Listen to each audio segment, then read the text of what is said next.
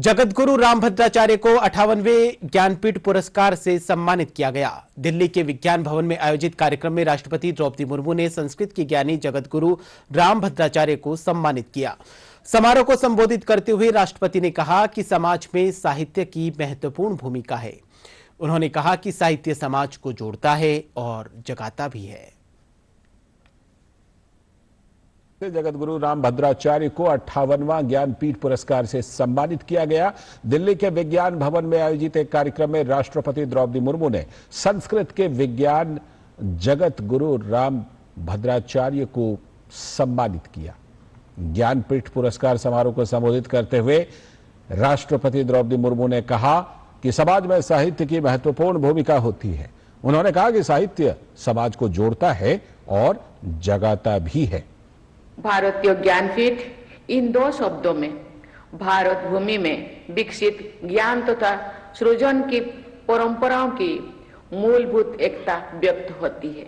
साहित्य समाज को जोड़ता भी और जगाता भी है। 19वीं सदी के सामाजिक जागरण से लेकर 20वीं सदी में हमारी स्वाधीनता संग्राम से जन जन को जोड़ने में कवियों और रचनाकारों ने महानायकों की भूमिका निभाई है। साहित्य की इस शक्ति को सम्मान देते हुए हमारी प्राचीन परंपरा में कवि अर्थात रचनाकार को सबसे अधिक सम्मान दिया गया है। ज्ञानपीठ पुरस्कार प्राप्त कर मैं वस्तुतः प्रसन्न हूं, क्योंकि मेरी विद्या का मूल्यांकन हुआ।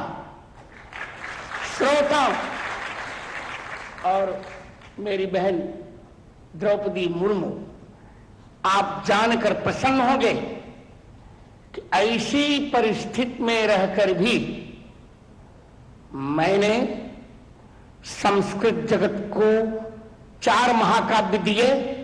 भारतस्य प्रतिष्ठे दे संस्कृतम संस्कृतिस्तथा।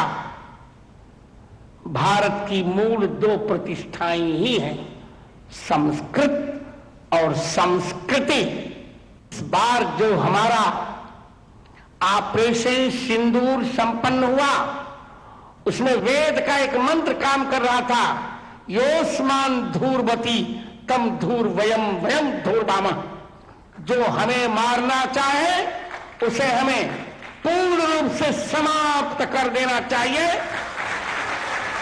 मेरे मित्र भारत के यशस्वी प्रधानमंत्री नरेंद्र मोदी ने तीनों से सेनाओं के सहयोग से ऐसा अचूक प्रयोग किया, एक भी व्यर्थ नागरिक नहीं मारा गया और शत्रु के दांत खट्टे हो गए।